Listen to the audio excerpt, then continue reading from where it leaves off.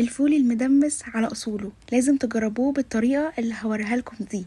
شايفين اللون عامل ازاي؟ هقول لكم في الفيديو ده طريقته وتكاته وازاي تطلعي الصوص بتاعه بالطريقه دي ويبقى معاكي طعم ولون وريحه اكنك جايباه من المطعم بالظبط. بس قبل ما نبدا زي ما احنا متعودين ما ننساش نعمل لايك وشير للفيديو وسبسكرايب للقناه وتفعلوا زر الجرس عشان يوصلكم كل الاشعارات الجديده.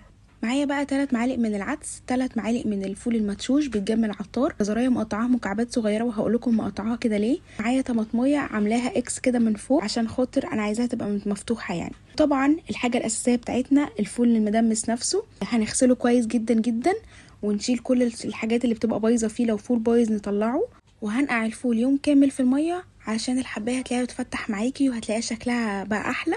هنجيب بقى الفوالة او القدرة زي ما انتم ما بتسموها، لو مش عندك دي تقدري تستخدمي حل عادي جدا، مش لازم تشتريها مخصوص. نزلت بكل المكونات اللي احنا جهزناها معاكم دي. المعلومة بقى بتاعت الجزرة انا ليه عملتها كده، عشان خاطر انا عايزاه لما يستوي انا عايزاها عادي صاحية زي ما هي عشان اقدر اشيلها، لان احنا اكيد مش هناكل الفول بالجزر. وحطيت ليمونية عصرتها. الطماطم والجزر دول عشان يدوا طعم للفول كده ويبقى حلو، فعشان كده انا حبيتهم يكونوا صحيين مش فرماهم او اي حاجه.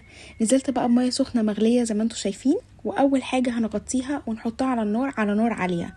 دي اول نقطه هنعملها، نقلب بس كويس نحس ان يعني نتاكد ان الميه خلاص نزلت لتحت قوي، عشان طبعا احنا حاطين مكونات كتير. وهحطها على النار. بصوا انا اتعمدت ان انا اوريكم ان انا معليه النار علشان هوريكم دلوقتي بعدها. اول ما غلي غلوه واحده وطيت النار زي ما انتم شايفين اكنها زي الشمعه بالظبط، وسبتها 4 ساعات يستوي. طبعا نغطي عليه قبل ما يستوي. جهزت طبق كده حطيت فيه نشا، معلقه وربع من النشا، وحطيت معلقه من الصلصه وقلبتها كويس. هننزل بالخليط دوت على القدره بتاعتنا او الفواله. بصوا زي ما انتم شايفين كده، شايفين اصلا اللون بتاع الفول عامل ازاي؟ يعني اكننا في مطعم بالظبط يا جماعه.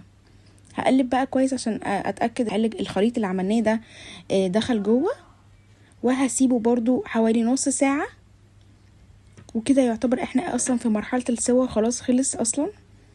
هو بالظبط قعد 4 ساعات. معلومه على السريع، لو الميه قلت منكم تزودوها برضو ميه سخنه مش ميه ساقعه، عشان دي هتقل كل فتره كده، لازم كل شويه تبصوا عليه وتزودوه ميه سخنه. طلعناه بقى من القدره، شايفين اللون والصوص بتاعه جميل ازاي؟ لازم تجربوه بجد، الطعم كان خيالي. الحاجه في البيت حقيقي بتكون مختلفه.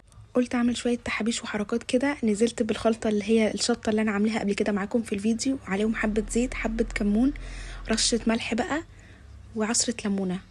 احلى طبق فول تقدروا تاكلوه، احسن من اي مطعم بجد، كان طعمه تحفه. رغيفك بقى وابتدي كلي لما تعمليه. لازم تجربوه وتقولي رايكم.